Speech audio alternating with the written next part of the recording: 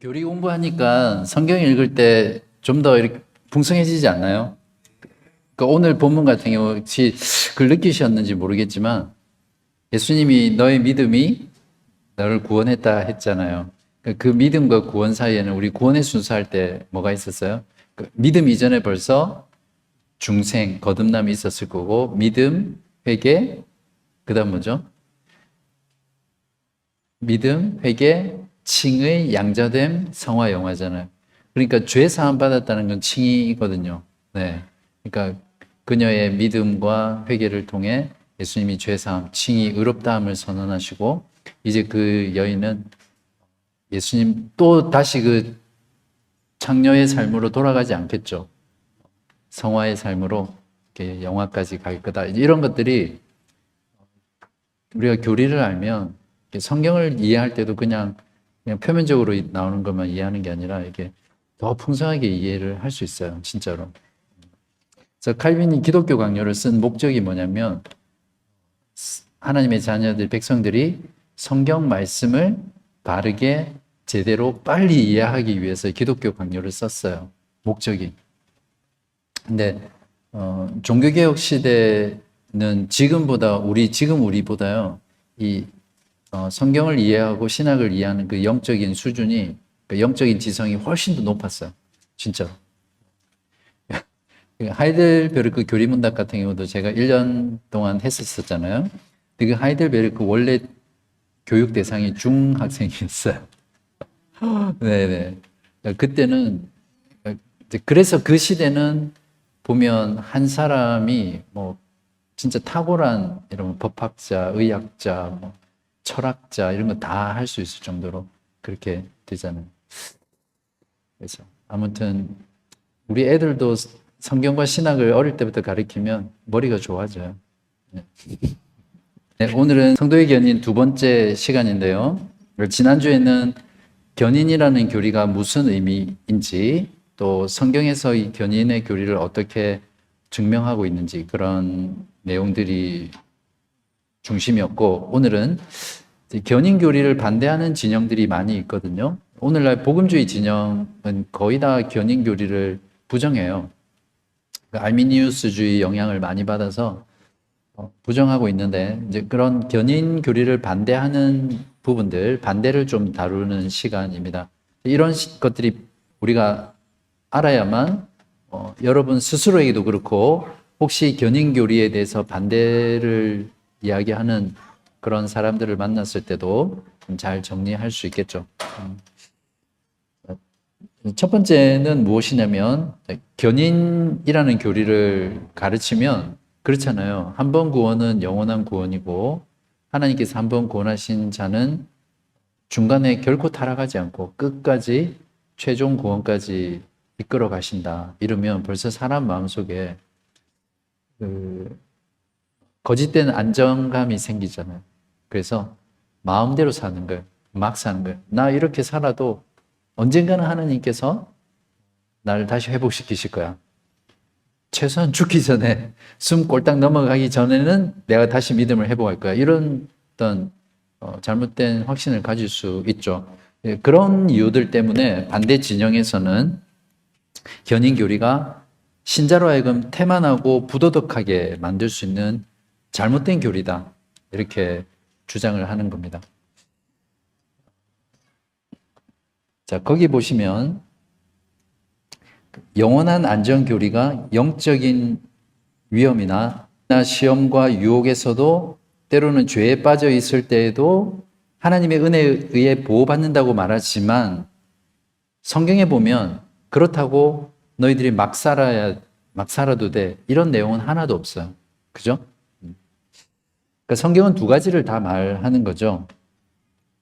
그래서 실제로 견인이라는 이 교리의 본질은 뭐냐면 신자가 예수를 믿고 거듭나서 거룩한 삶을 살아갈 때 그 거룩한 삶을 살 수 있도록 끝까지 동기를 부여하는 이런 교리거든요. 교리의 본질이.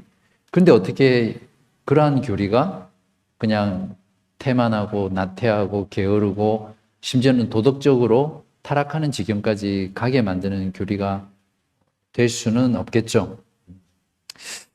그래서 여기서 중요한 부분은 거룩한 삶을 살아갈 때 오히려 견인이라는 교리가 더 큰 확신을 주고 포기하지 않고 끝까지 달려가게 하는 동기를 부여한다. 오히려 견인 교리를 믿는 사람이 더 하나님 앞에서 거룩한 삶으로 나아가게 하고요. 그 삶을 지속하게 합니다. 자, 문제는 무엇이냐면, 자, 이건 어떤 논리적인 부분에서 반대를 하는 거지만, 성경에 보면 여러 구절들에서 이 견인과 상충되는 말씀들이 있단 말이죠. 그 말씀들은 우리가 어떻게 이해해야 하나, 이제 그 부분들을 좀 다뤄야 되는데, 자, 로마서 11장 20절, 21절에 보면, 자, 옳도다 그들은 믿지 아니함으로 꺾이고 너는 믿음으로 섰느니라. 높은 마음을 품지 말고 도리어 두려워하라. 하나님이 원 가지들도 아끼지 아니하였은즉, 여기서 원 가지라는 것은 유대인들 말하거든요. 너희도, 그러니까 이방인들 말합니다. 너희도 아끼지 아니하신다. 그러니까 이 말을 보면 마치 믿었다가 믿는 자들도 이렇게 가지에서 아니, 나무에서 끊어질 수 있다. 그러니까 견인하지 않는다라는 이런 말씀을 하고 있는 것 같잖아요. 그리고 고린도전서 9장 27절에 사도 바울이 자기 자신을 향해서 이렇게 말했습니다. 내가 내 몸을 쳐 복종함은 내가 남에게 전파한 후에 자신이 도리어 버림을 당할까 두려워합니다.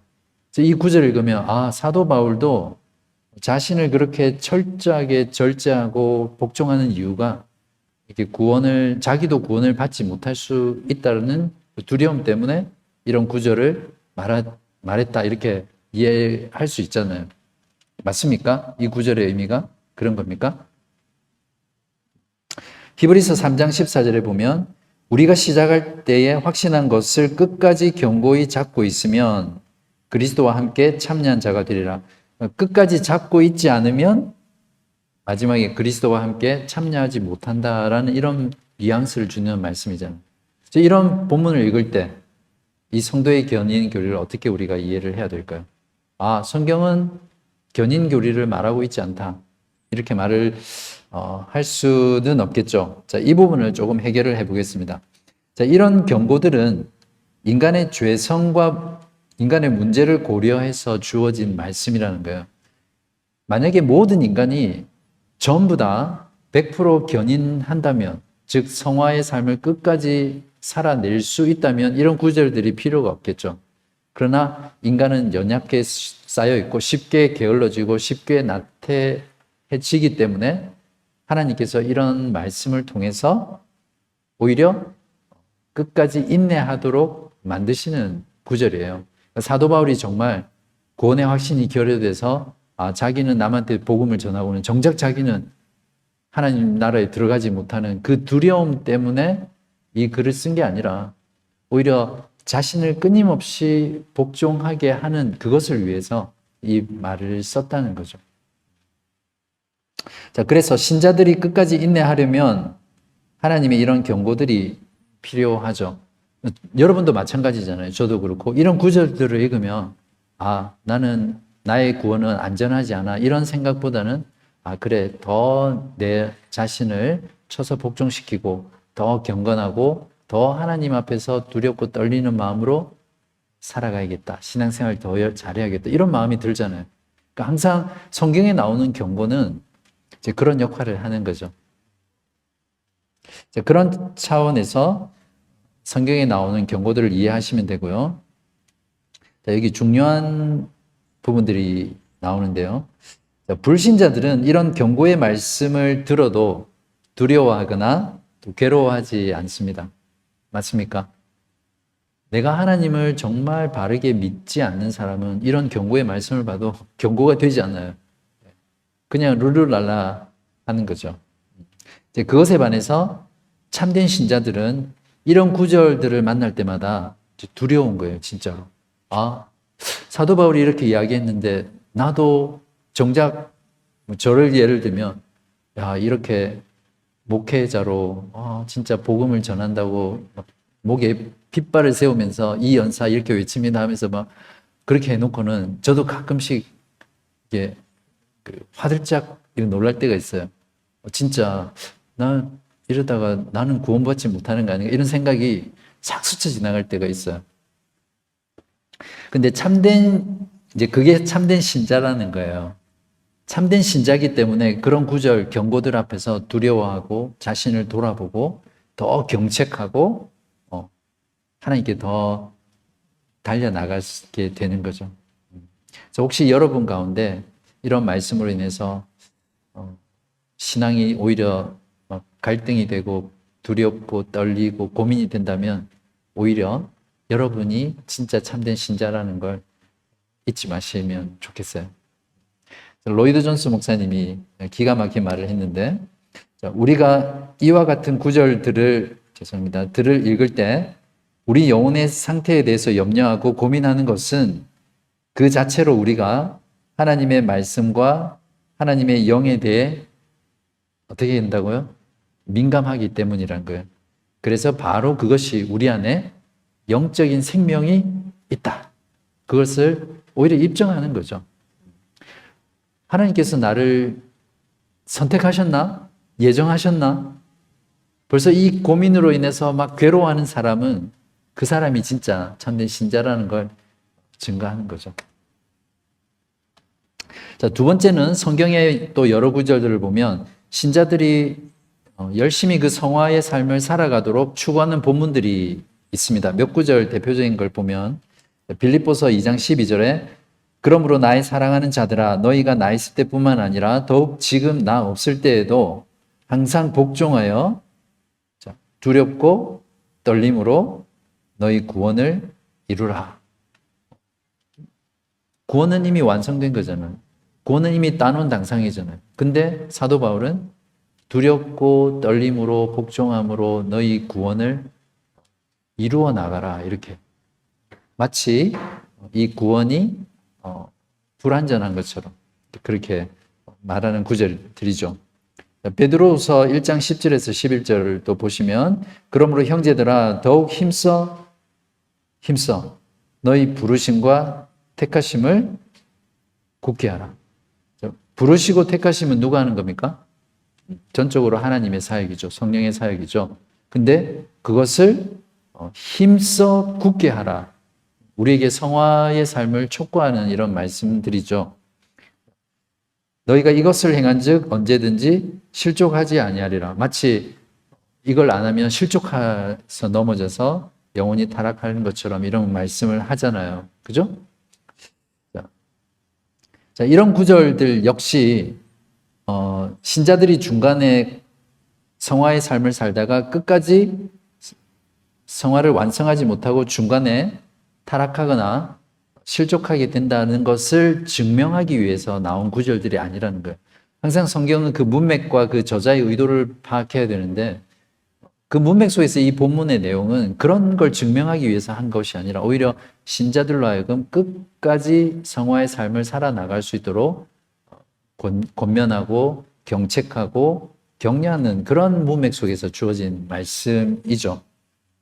그래서 이런 구절들은 성화를 이루기 위해 동기를 부여하고 성화의 목적을 성취하게 하기 위한 수단의 역할이라는 거죠. 사람은 이 땅에 사는 모든 사람은 어떤 고귀한 목표가 있든 아니면 어떤 목표든 그 목표를 향해서 달려가려면 동기가 부여돼야 됩니다. 그러니까 동기부여가 돼야 되거든요.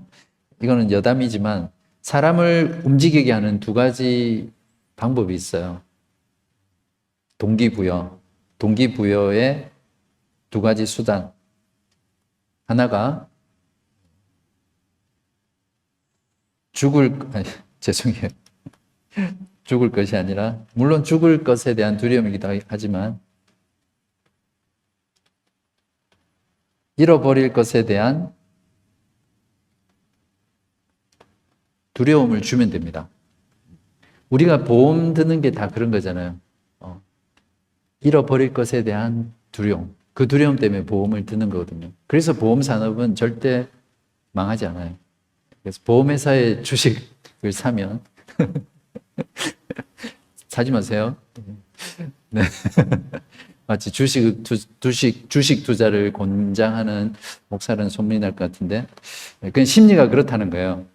또 하나 사람을 움직이게 하는 동기부여가 뭐냐면 뭐겠어요? 예. 얻을 것에 대한 즐거움입니다. 즐거움. 그죠? 그래서 지금 온 세상의 쾌락 산업, 그게 잘 되는 이유가 그걸 통해서 어떤 즐거움을 누릴 수 있거든요. 그래서 뭔가 이렇게 하면 얻을 것이 이런 것이야. 이런 것을 즐길 수 있어. 누릴 수 있어. 이걸 강조하면 이제 사람은 움직이게 되어 있습니다. 제가 이 말씀을 드리는 것은 이렇게 하라는 것이 아니라 성경의 말씀도 이러한 어떤 수단들을 통해서 경고라든지 성화를 촉구하는 말씀들을 통해서 우리에게 동기를 부여하는 거죠. 이런 수단을 통해서. 자, 세 번째 그룹에는 이제 성경에 보면 신자들이 실제 배교하는 사례들이 나옵니다. 자, 그런 걸 보면 분명히 믿다가 믿음에서 떨어질 수 있고 구원받지 못하는 사람이 있지 않냐 이렇게 주장할 수 있겠죠. 몇 가지만 또 보죠. 디모데전서 1장 19절에 보면 믿음과 착한 양심을 가지라. 어떤 이들은 이 양심을 버렸고 그 믿음에 관하여는 파선, 난파했다는 거죠. 즉 믿음의 여정에서 침몰했다는 이런 말입니다. 그러니까 이 말은 실제로 배교가 일어난 사례다 이렇게 볼 수 있겠죠. 디모데후서 2장 17절에서 18절은 보면 18절만 볼게요. 진리에 관하여는 그들이 그릇되었도다. 부활이 이미 지나갔다 하므로 어떤 사람들의 믿음을 무너뜨리느니라. 똑같은 말이죠. 베드로후서 2장 1절은 조금 더 어려운 본문인데 그러나 백성 가운데 또한 거짓 선지자들이 일어났나니 이와 같이 너희 중에도 거짓 선생들이 있으리라. 자, 거짓 선지자들, 거짓 선생들에 대해서 말하고 있는데요. 그들은 멸망하게 할 이단을 가만히 끌어들여 자기들을 사신 주를 부인하고 임박한 멸망을 스스로 취한 자들이라. 이들이 누구냐면 이들을 주님께서 사셨다는 거예요. 그죠? 근데 그 주인을 부인하고 스스로 멸망했으니까 결국 주님께서 사신 자가 구원에서 떨어질 수 있다는 이런 실제적인 배교를 말한다. 이렇게 이제 주장을 하는 거죠. 마지막으로 히브리서 6장 4절에서 6절은 대표적인 본문이죠. 한번 빛을 받고 하늘의 은사를 맛보고 성령에 참여한 바까지 됐어요. 하나님의 선한 말씀, 내세의 능력도 맛봤어요. 근데 타락을 했어요. 근데 이런 자들은 다시 새롭게 하여 회개할 수 없나니 이는 그들이 하나님의 아들을 다시 십자가에 못 박아 드러내놓고 욕되게 함이라. 그래서 많은 견인 교리를 반대하는 사람들이 이 베드로후서 2장 1절과 히브리서 6장 4절에서 6절을 근거로 실제적인 배교의 사례가 성경에 있기 때문에 구원받은 자도 중간에 떨어질 수 있다. 이렇게 견인 교리를 반대합니다. 자, 이 부분만 해결하면 우리가 어려운 부분들을 다 해결을 한 건데요. 자, 보겠습니다. 자, 이 구절들 역시 본문의 문맥을 보면 구원 얻는 참된 신앙을 가진 자들이 믿다가 타락할 수 있다는 것을 증명하기 위한 구절들이 아니죠. 문맥상. 그죠? 자, 그렇다면 이 구절들이 실제 배교의 사례를 입증하는 거라면 그걸 주장하는 사람들은 여기에 나오는 이 사람들이 실제로 참된 믿음으로 구원받은 자라는 것을 먼저 증명해야 됩니다. 맞습니까?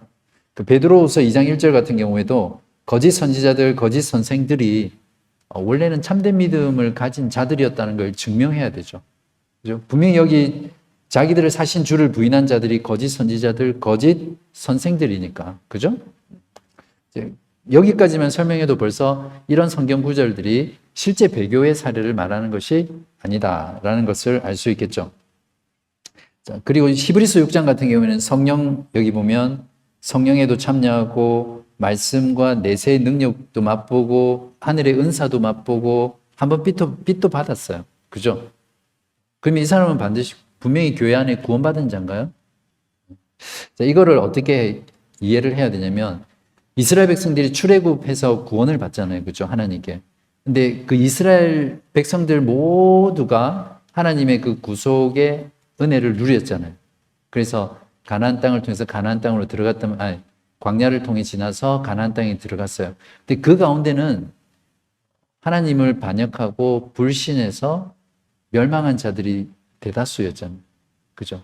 그러나 그들은 하나님의 언약의 말씀, 또 하나님의 은혜, 능력, 또 할례, 예배, 제사 이런 모든 것들을 이스라엘 백성이라는 그 공동체적으로 누렸단 말이에요. 그러나 그것 때문에 그 안에 있는 모든 사람들이 다 구원을 받지는 않았단 말이죠. 마찬가지로 교회 안에 같이 신앙생활을 하지만 이 교회 안에도 공동체적으로 함께 빛을 받고 은사를 맛보고 성령에 참여한 바 되고 하나님의 선한 말씀, 내세의 능력도 다 공동체 안에 속했기 때문에 그냥 공동체적으로 받은 거예요. 그 사람이 개인적으로 그런 은혜들을 실질적으로 받았다기보다는, 그죠? 그래서 그들이 떨어져 나간 겁니다. 그러니까 정말 참된 신앙과 믿음으로 이런 것들을 다 경험한 것이 아니라 구약의 이스라엘 백성들처럼 하나님의 언약 백성인 교회 공동체 안에 그냥 속해 있기 때문에 그 안에서 동일한 은혜를 맛봤다는 거죠. 다음 주 시간에, 오늘 하셨겠네. 네 가지 밭에 떨어진 씨앗을 비유할 때, 그죠? 그 돌밭에 떨어진 씨, 그리고 또 가시밭에 떨어진 씨는 생명이 있었어요. 실제로 자라기도 했어요.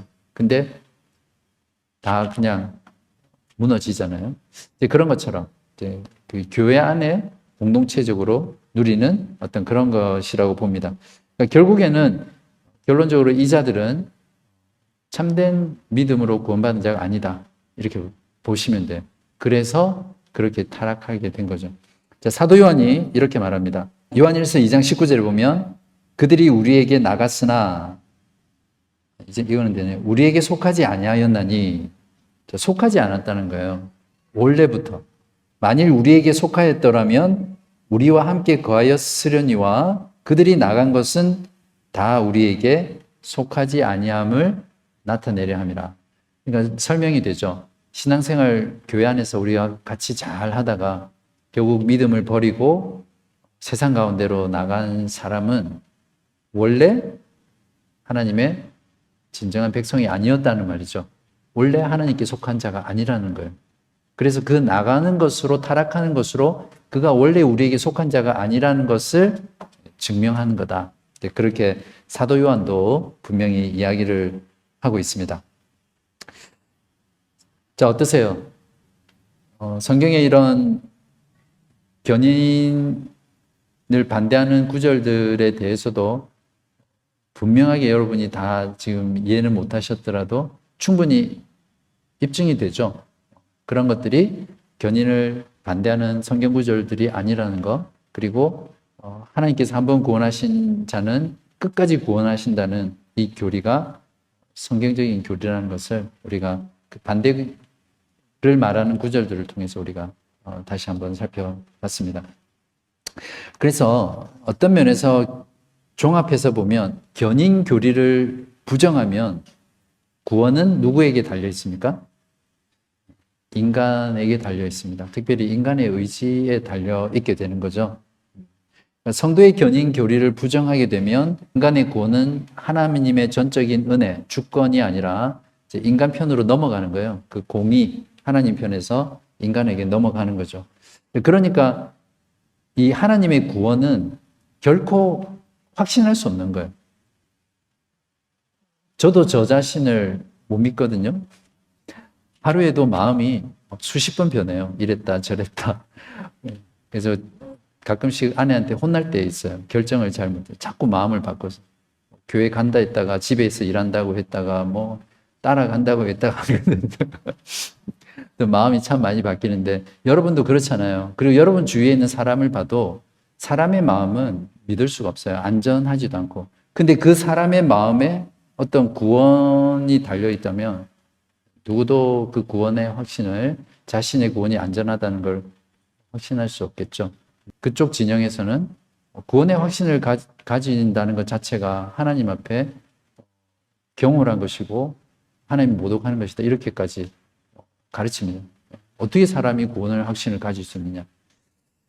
그런 확신 없이 사는 신앙생활은 어떤 면에서 구원받은 게 더 괴로울 수도 있어요. 그죠? 늘 내가 구원받았나? 구원받지 않았나? 내 삶을 사는 걸 보니까 그렇지 않거든요. 그럼 어떻게 하나님을 더 사랑할 수 있겠어? 그렇지 않다는 거죠. 우리 그런 분들 많이 만나잖아요. 이렇게 대화하다 보면. 아직 부족한 게 많아서 하나님 앞에 선교도 많이 못하고 전도도 많이 못하고 많이 부족해서 아직은 천국 갈 수 있을 것 같지는 않아요. 뭐 이렇게 말씀하시는 분들 많이 있을 거예요. 절대 그렇지 않아요. 지금까지 했던 모든 신앙의 교리들을 또 논리들을 성경 말씀을 고려했을 때 성도의 견인 교리를 고수하는 것은 정말 중요하고 이것이 정말 성경적인 가르침이라는 것을 우리가 다시 한번 정리하고 이제 결론을 맺겠습니다. 자, 성도의 견인 교리 다시 한번 정리하면 하나님께서 선택하시고 구원하신 자는 예수 그리스도의 형상으로 변하는 그 영화까지 끝까지 끌고 가신다는 겁니다. 여러분이 정말 예수님처럼 변해서 예수님의 형상을 입고 영원토록 살게 될 걸 소망하세요? 이 소망이 분명한 사람은 이 땅에서의 모든 삶에 대한 궁극적인 해답을 가지고 사는 사람이거든요. 바로 그 날까지 하나님께서 우리를 끝까지 이끌어 가신다는 것이 성도의 견인입니다. 그래서 어떤 내적인 위험, 외적인 위험, 의심, 회의, 나태와 안일, 또 영적인 침체, 환난과 고통, 그런 것들을 우리가 지날지라도 우리가 끝까지 인내하면서 하나님을 신뢰하고 하나님께 감사하고 섬기면서 우리의 신앙생활을 해 나갈 수 있을 것입니다. 여러분이 진정 참된 믿음으로 예수 그리스도를 믿고 있다면 여러분의 구원은 영원토록 안전하실 겁니다. 제 말이 아니라 성경이, 하나님의 말씀이 그걸 우리들에게 가르쳐 줍니다. 그래서 우리가 늘 점검해야 될 것은 내가 정말 하나님 그리스도를 믿는 참된 믿음 안에 있는가, 그걸 점검하면 되겠죠. 끝. 하나님 아버지 감사합니다. 지난 시간과 이번 시간에 걸쳐서 성도의 견인 교리를 배웠습니다. 하나님께서 선택하시고 부르셔서 거듭나게 하신, 그래서 믿음과 회개로 반응하게 하신 모든 하나님의 자녀들은 끝까지 인내하며 최후 구원까지 이끄실 것이라는 것, 그 말씀을 배웠습니다. 우리가 이 땅 가운데 신앙생활하면서 때로는 연약함과 또 게으름과 나태함과 또 여러 가지 유혹과 시험들이 늘 우리들을 공격하고 우는 사자처럼 사탄 마귀가 우리를 공격하지만 하나님 그 모든 것들 속에서도 우리 주님께서 끝까지 우리들을 보호하시고 지키시며 이끌어 가실 것이라는 그 확신 가운데 더욱더 주를 위해서 사랑하며 섬기게 하시고 우리의 삶이 다하는 그날까지 하나님의 영광을 위해서 살아가는 저희 모든 교우분들 되게 하여 주시기를 예수 그리스도 이름으로 간절히 기도합니다. 아멘.